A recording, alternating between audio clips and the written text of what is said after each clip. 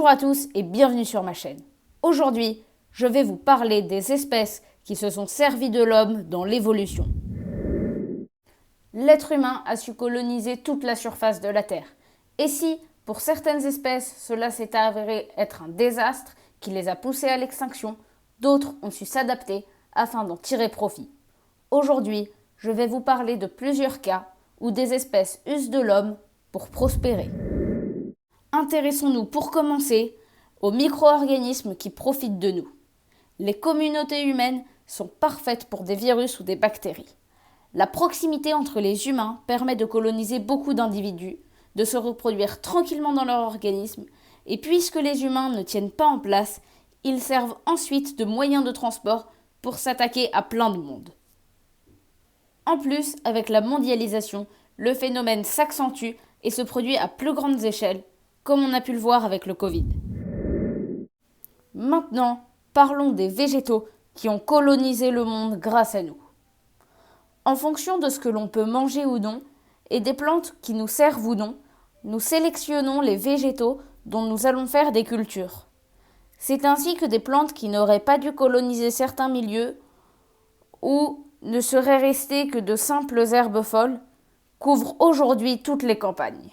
C'est le cas du blé par exemple, qui recouvre environ 205 000 hectares en France, alors que si vous en voyez dans son milieu naturel, le blé, c'est plutôt de petites herbes éparpillées un peu partout et non de gros champs de plusieurs kilomètres carrés. Intéressons-nous maintenant aux animaux d'élevage. De même que l'on sélectionne les plantes, nous sélectionnons aussi les animaux. Ainsi, nous élevons et permettons à des animaux eux aussi de coloniser le monde. Et surtout, nous les protégeons des prédateurs et du manque de ressources. C'est pour ça qu'aujourd'hui, il y a environ 3 fois plus de poulets que d'êtres humains sur Terre. Ensuite, il y a les animaux qui se retrouvent en ville. La ville est pour eux un endroit rêvé. Ils y trouvent des endroits où se cacher et les déchets des humains à manger. Par exemple, les pigeons et les rats profitent vraiment de l'urbanisation. D'ailleurs, dans un précédent short, j'ai également parlé des daims au Japon. Je vous invite à aller le voir si vous êtes intéressé. Pour finir, il y a les animaux de compagnie. Eux, ils ont tout compris.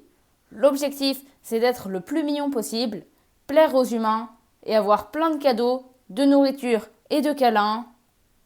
Et ensuite, il ne leur reste plus qu'à profiter de la vie. Voilà, cette vidéo touche à sa fin. J'espère que vous aurez apprécié.